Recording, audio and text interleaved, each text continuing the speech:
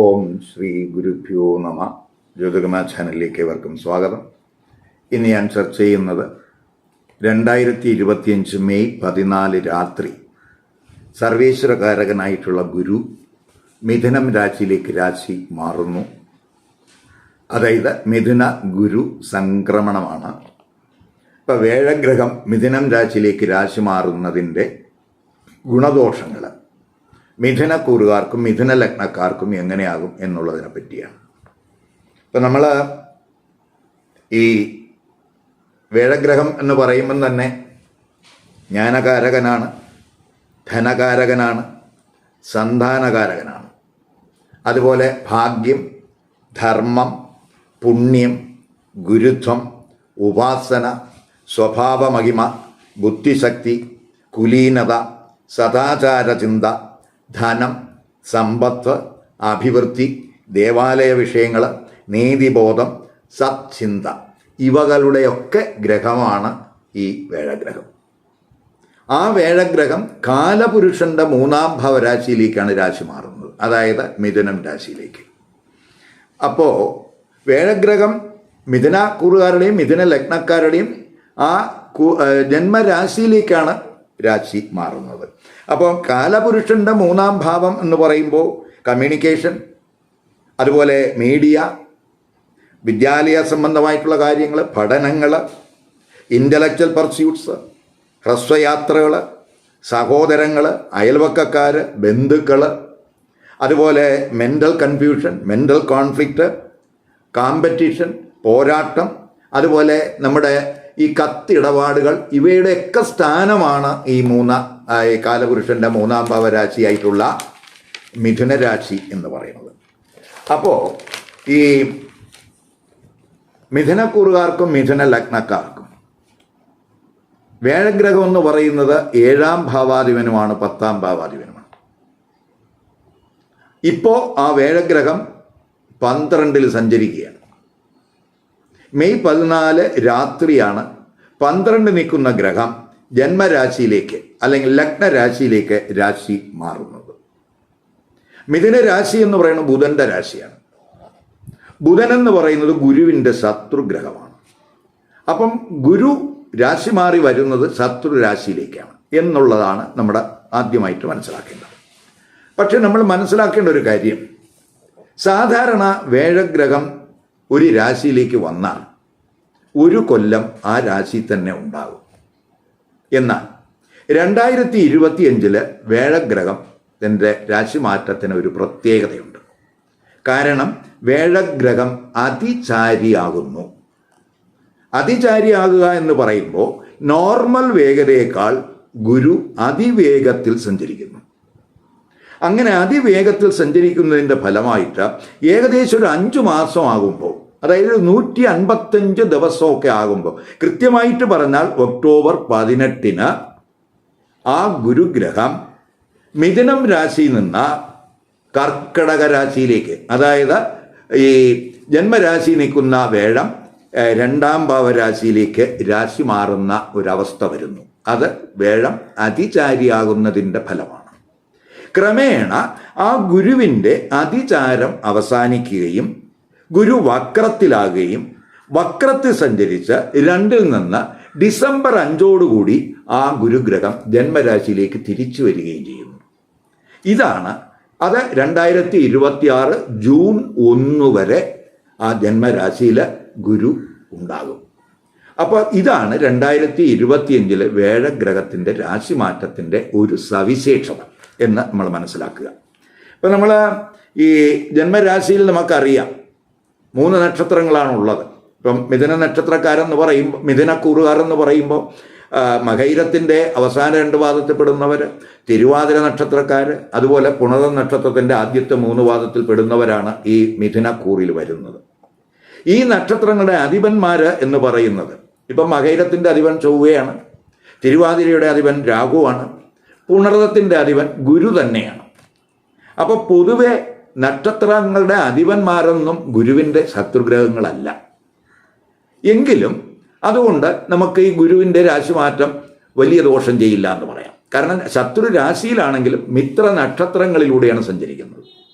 അതേസമയം നമ്മൾ ഈ തിരുവാതിര നക്ഷത്രത്തിലൂടെ ഗുരു സഞ്ചരിക്കുന്ന സമയത്ത്, തിരുവാതിര നക്ഷത്രം എന്ന് പറഞ്ഞാൽ രാഹുവിൻ്റെ നക്ഷത്രമാണ്, ആ സമയത്ത് അല്പം കെയർ നമുക്ക് വേണം. പ്രത്യേകിച്ച് നമ്മുടെ ഡിസിഷൻ മേക്കിങ്ങിൽ, അതായത് പെട്ടെന്നുള്ള തീരുമാനം എടുക്കുന്നതിലൊക്കെ ഒരു കെയർ നമുക്ക് വേണ്ടുന്ന സമയമായിട്ട് നമ്മൾ പൊതുവായിട്ട് പറയാം.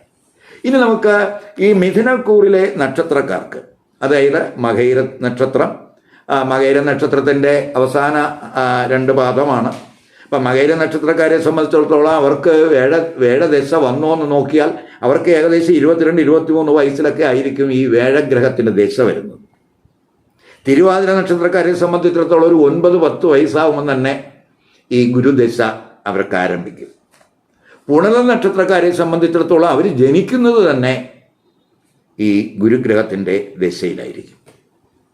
അപ്പം നമ്മൾ ഈ ജന്മശിഷ്ട ദശാകാലം വ്യത്യാസം വരുന്നതിന് അനുസരിച്ച് ഈ ഗുരുദശയുടെ ആരംഭകാലത്തിലും അല്പം വ്യത്യാസം വരും എന്നും കൂടെ നമ്മൾ മനസ്സിലാക്കുക. ഇപ്പം ജന്മശിഷ്ട ദശാകാലം ചിലർക്ക് കൂടുതൽ കാണും, ചിലർക്ക് കുറവായിരിക്കും. അപ്പോൾ അതിനനുസരിച്ച് ഈ ഗുരുവിൻ്റെ ദശാകാലം ആരംഭിക്കുന്നതിലും ഏറ്റക്കുറച്ചിൽ വരും എന്നും കൂടെ നമ്മൾ മനസ്സിലാക്കുക. നമുക്കറിയാം ഗുരുവിൻ്റെ ദശാകാലം എന്ന് പറഞ്ഞാൽ 16 കൊല്ലമാണ്.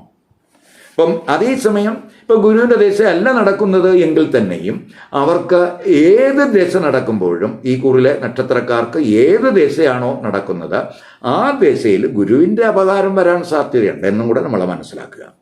അപ്പോൾ ഗുരു ജാതകത്തിൽ ലഗ്നാൽ ഇഷ്ടസ്ഥിതനാണോ? അപ്പോൾ ജാതകത്തിൽ ഗുരു ഇഷ്ടസ്ഥിതനാണെങ്കിൽ ഈ ഗോചര വേഴം, അതായത് മിഥുന ഗുരു സംക്രമണം ഗുണാനുഭവം നൽകും എന്ന് തന്നെ പറയാം.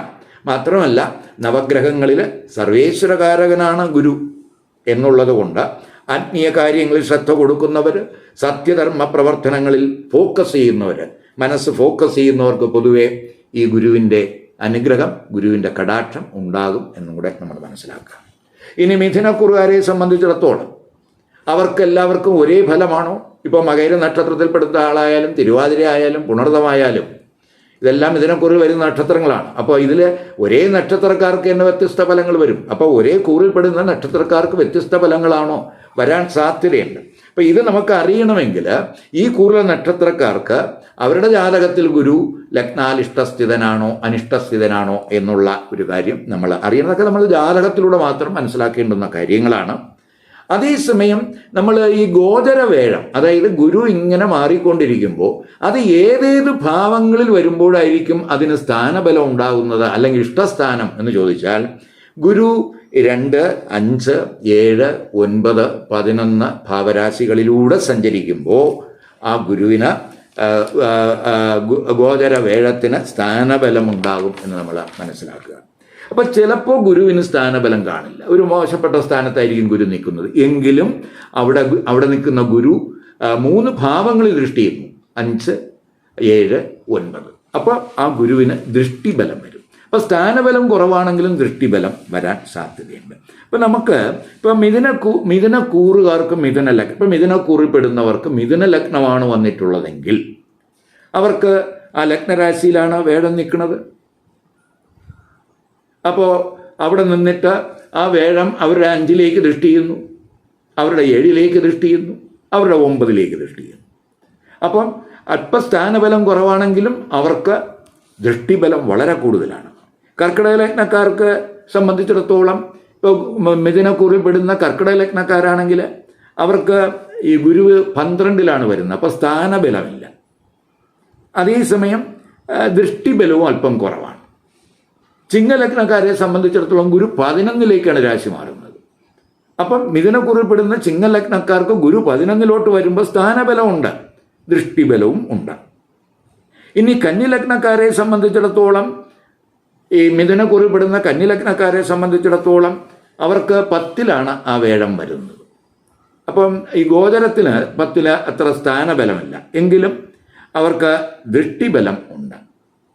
തുലാലഗ്നക്കാരെ സംബന്ധിച്ചിടത്തോളം വേഴം 9ലാണ് വരുന്നത്, അപ്പോൾ സ്ഥാനബലവും ഉണ്ട്, ദൃഷ്ടിബലവും ഉണ്ട്. വൃശ്ചികലഗ്നക്കാരെ സംബന്ധിച്ചിടത്തോളം സ്ഥാനബലമില്ല, കാരണം ഗുരു 8ലേക്കാണ് രാശി മാറുന്നത്, അപ്പോൾ സ്ഥാനബലമില്ല, പക്ഷേ ദൃഷ്ടിബലമുണ്ട്. ധനുലഗ്നക്കാരെ സംബന്ധിച്ചിടത്തോളം വേഴം 7ലേക്കാണ് രാശി മാറുന്നത്, സ്ഥാനബലവും ഉണ്ട്, ദൃഷ്ടിബലവും ഉണ്ട്. മകരലഗ്നക്കാർക്ക് വേഴം 6ലേക്ക് വരുന്നത് കൊണ്ട് സ്ഥാനബലമില്ല, എന്നാൽ ഭാഗികമായിട്ട് ദൃഷ്ടിബലം ഉണ്ട്. കുംഭലഗ്നക്കാരെ സംബന്ധിച്ചിടത്തോളം സ്ഥാനബലമുണ്ട്, കാരണം ഗുരു 5ലേക്കാണ് വരുന്നത്. അപ്പം ഗുരുവിന് സ്ഥാനബലമുണ്ട്, അതുപോലെ ദൃഷ്ടിബലമുണ്ട്. അതേസമയം മീനലഗ്നക്കാർക്ക് സ്ഥാനബലം 4ലേക്കാണ് ആ ഗുരു രാശി മാറുന്നത്. അപ്പോൾ സ്ഥാനബലവും ദൃഷ്ടിബലവും അല്പം കുറവാണ്. മേടലഗ്നക്കാർക്ക് സ്ഥാനബലം ഇല്ല, കാരണം 3ലേക്കാണ് രാശി മാറുന്നത്. ദൃഷ്ടിബലം ഉണ്ട്, കാരണം 7, 9, 11 ഭാവരാശികളിൽ ദൃഷ്ടിബലമുണ്ട്. ഇടവലഗ്നക്കാരെ സംബന്ധിച്ചിടത്തോളം സ്ഥാനബലമുണ്ട്, 2ലേക്ക് രാശി മാറുന്നു, പക്ഷേ ദൃഷ്ടിബലം അല്പം കുറവാണ്. ഇതാണ് പൊതുവെ. അപ്പം അങ്ങനെ വരുമ്പോൾ നമ്മൾ മിഥുനക്കൂറിൽപ്പെടുന്ന മിഥുന ലഗ്നക്കാരല്ലാത്തവരെ സംബന്ധിച്ചിടത്തോളം വ്യത്യസ്തമായിട്ടുള്ള അനുഭവങ്ങൾ അവർക്ക് വരാൻ സാധ്യതയുണ്ട്. എങ്കിൽ തന്നെയും ഇപ്പോൾ അവർക്ക് നടക്കുന്ന ദശ, അതുപോലെ അപകാരം, അവയൊക്കെ തന്നെ ജാതകത്തിൽ ഇഷ്ടസ്ഥാനത്ത് നിൽക്കുന്ന ഗ്രഹങ്ങളുടെ ദശയും അപകാരമാണ് ഇപ്പം നടന്നുകൊണ്ടിരിക്കുന്നതെങ്കിൽ തീർച്ചയായിട്ടും ഈ മിഥുന ഗുരു സംക്രമണം ഗുണാനുഭവങ്ങൾ തന്നെ ഉണ്ടാക്കും എന്ന് തന്നെ പറയാം.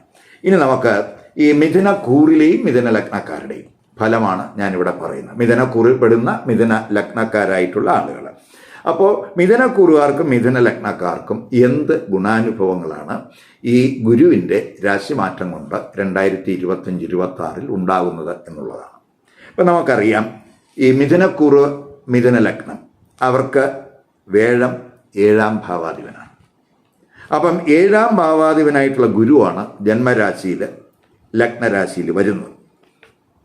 അപ്പോൾ പൊതുവെ ഇവരുടെ വ്യക്തിത്വം ആകർഷകമാകുന്ന സമയമായിരിക്കും, ആത്മജ്ഞാനമൊക്കെ കൂടുന്ന സമയമായിരിക്കും, ഏത് കാര്യത്തിലും ആത്മവിശ്വാസം ഉണ്ടാകും, നല്ല ദിശാബോധം അവരുടെ ജീവിതത്തിൽ ഉണ്ടാകുന്ന സമയമായിരിക്കും.